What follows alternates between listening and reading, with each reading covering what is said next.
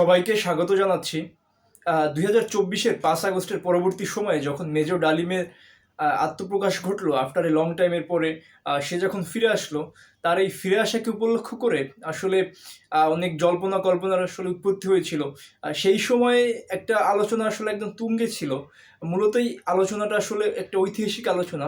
সেটা হলো যে মেজর ডালিম এবং তার স্ত্রী মিন্নি যে অপহৃত হয়েছিলেন, এইটার সাথে বঙ্গবন্ধু শেখ মুজিবুর রহমান এবং শেখ কামালের একটা সম্পৃক্ততা ছিল। এবং এই অপহরণের ঘটনাকে কেন্দ্র করেই একটা সময় গিয়ে 1975-এর 15ই আগস্ট ঘটেছিল।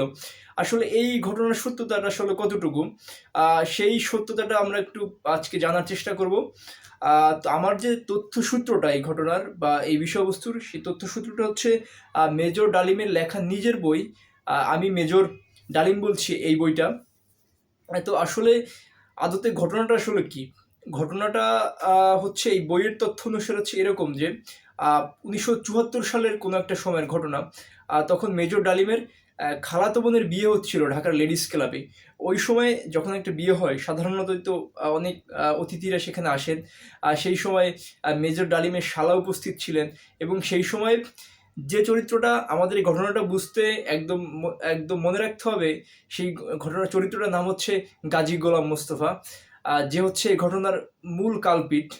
এবং যিনি হচ্ছে সেই সময়কার ঢাকার রেড ক্রসের চেয়ারম্যান ছিল, এবং তৎকালীন ঢাকা মহানগর আওয়ামী লীগের প্রধান ছিল। সাধারণতভাবে তিনি যখন এই যে গাজী গোলাম মোস্তফা যখন এই বিয়েতে এসেছিলেন, তার সাথে তার সাঙ্গপাঙ্গরাও ছিল। তো ঘটনাটা শুরুটা হয়েছে এরকমভাবে যে মেজর ডালিমের যিনি শালা ছিলেন, যার নাম হচ্ছে বাপ্পি, উনি এবং ওই গাজী গোলাম মোস্তফার যে সাঙ্গপাঙ্গরা, ওরা একটা জায়গায় বসেছিল আসলে বিয়ের অনুষ্ঠানের চলাকালীন সময়।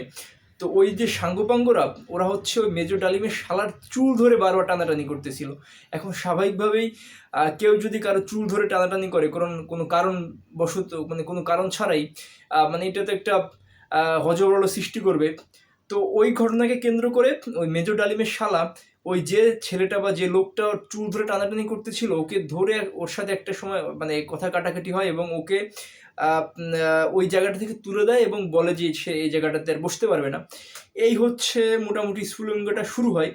এই ঘটনাকে কেন্দ্র করেই ওই ওই সময় বিয়ের সময় চলাকালীন সময়ে গাজী গোলাম মোস্তফা এবং তার যে সাঙ্গপাঙ্গরা ছিল, সেই সাঙ্গপাঙ্গরা প্রায় অস্ত্রশস্ত্র সহ প্রায় 16-17 জনের একটা বহর গাড়িতে এসে, এবং দেখেন যে গাড়িটা ব্যবহার করেছিল গাজী গোলাম মোস্তফা, সেটা ছিল বলা হয়ে থাকে যে সেই রেড রেড ক্রসের মানে চিহ্ন দেওয়া ছিল সেই গাড়িটাতে। এবং আরেকটা মজার বিষয় হচ্ছে যে গাজী গোলাম মোস্তফার নেচারটা একটু বোঝার জন্য বলছি, যে এই ওনার ইতিহাসে যদি একটু ঘাটাঘাটি করেন, তাহলে দেখবেন যে কম্বল চোর হিসাবে এই গাজী গোলাম মোস্তফার একটা বিশেষ একটা খ্যাতি রয়েছে। তো যাই হোক, ঘটনাটা যখন এইরকম পর্যায়ে চলে গেল, তখন গাজী গোলাম মোস্তফা এবং তার সাঙ্গপাঙ্গরা ওই গাড়ি বহর সহ ওই অনুষ্ঠানে এসে উপস্থিত হলেন। এবং একদম এসেই একটা হন্ডগোল সৃষ্টি করার মতো একটা অবস্থা। বলে যে কোথায় মেজর ডালিম, ও বেশি বার বেড়েছে, ওকে আজকে তুলে নিয়ে যাব, এই করব সেই করব। একটা পর্যায়ে আলটিমেটলি মানে ওকে তুলেই নিয়ে যায়, মেজর ডালিমকে তুলেই নিয়ে যায় গাড়িতে। সেই সময় মেজর ডালিমের স্ত্রী, যার নাম হচ্ছে মিন্নি, মেজর ডালিমের খালা এবং আরও 2জন মুক্তিযোদ্ধা, এদেরকে গাড়িতে করে তুলে নিয়ে যায়। এখন স্বাভাবিকভাবেই যখন মেজর ডালিমকে তুলে নিয়ে যায়, তখন আর্মিদের ভিতরে, আর্মি হেডকোয়ার্টার সহ আর্মির যে মেসগুলো ছিল, সেখানে বিশেষ প্রতিক্রিয়া শুরু হয়।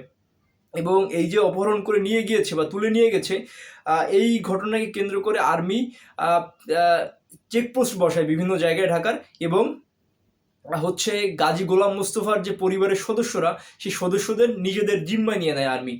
এই যে গাজী গোলাম মোস্তফার গঙেরা যে মেজর ডালিম এবং তার স্ত্রী, তার খালা এবং আরও 2জন মুক্তিযোদ্ধাকে যে তুলে নিয়ে গেল, এবং শেষ পর্যন্ত এদেরকে তুলে নিয়ে যায় বঙ্গবন্ধু শেখ মুজিবুর রহমানের ধানমন্ডির 32 নম্বরের বাড়িতে।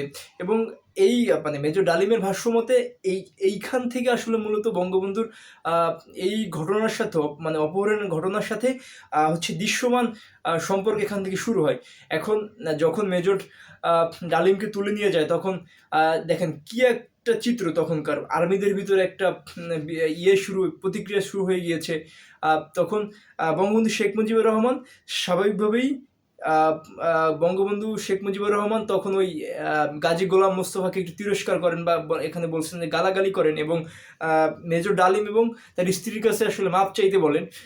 এবং উনি কথা দেন, মানে বঙ্গবন্ধু শেখ মুজিবুর রহমান কথা দেন যে এই যে ঘটনাটা ঘটাইছে সেই ঘটনাটার আসলে বিচার করবে।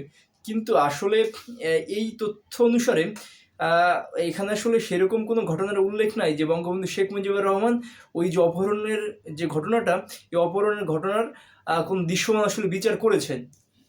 এখন একটু যদি একটু জটিলভাবে চিন্তা করা যায় তাহলে দেখেন যে ঘটনাটা শুরু হয়েছিল চুল টানাটানিকে কেন্দ্র করে। এখন ওই রকম একটা বিষয়কে কেন্দ্র করে আসলে একটা লোককে তুলে নিয়ে এসে এই মানে এইরকম একটা ঘটনা ঘটানোর আসলে মানে একটু অসঙ্গতিপূর্ণ লাগছে না? এখন এইটার পিছনে একটা কারণ আসলে মেজর ডালিম আসলে বলেছেন যে মেজর ডালিম ওই যে মুক্তিযুদ্ধ পরবর্তীকালীন সময়ে সম্ভবত একটা অপারেশন আসলে পরিচালনা করেছিলেন, যেটা সম্ভবত কুমিল্লায় হয়েছিল। সেই সময়ে আওয়ামী লীগের অনেক নেতা নেতা তারপর হচ্ছে অনেক লোকজনের আসলে সমস্যা হয়েছিল অপারেশনটা, মানে ওরা আসলে ঝামেলার মুখোমুখি হয়েছিল। এবং ওই যে অপারেশনটা চালানো হয়েছিল সেটার দায়িত্বের যারা ছিলেন তাদের ভিতরে অন্যতম দায়িত্বপ্রাপ্ত ছিল হচ্ছে মেজর ডালিম। তো সমস্যাটা কোথায় আসলে বুঝতে পারছেন?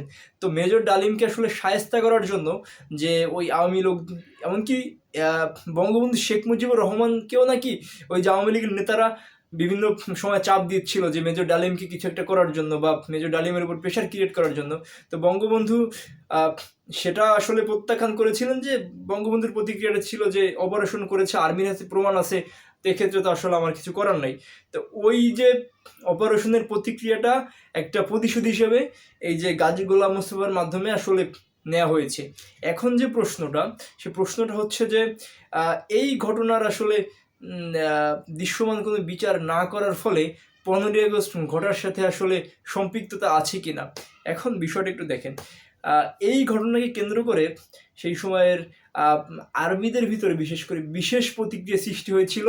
আর্মিরা কোনোভাবেই বিষয়টাকে মেনে নিতে পারে নাই। অপরদিকে বঙ্গবন্ধু শেখ মুজিবুর রহমান এই তথ্য অনুসারে কোনো দৃশ্যমান আসলে বিচারও করেন নাই। এখন এই ঘটনাটা আসলে আর এই ঘটনাটা আসলে যে 15ই আগস্ট ঘটার পিছনে যে দায়ী কিনা বা এর সাথে কোনো সাদৃশ্য আছে কিনা, এখানে আসলে সেরকম কোনো কিছুর উল্লেখ নাই। এই বিষয়টা নিয়ে আরও পড়াশোনা, আরও জানার জায়গা আছে। তো এইটা হচ্ছে মোটামুটি এই অপহরণ হওয়ার পুরো বিষয়টা।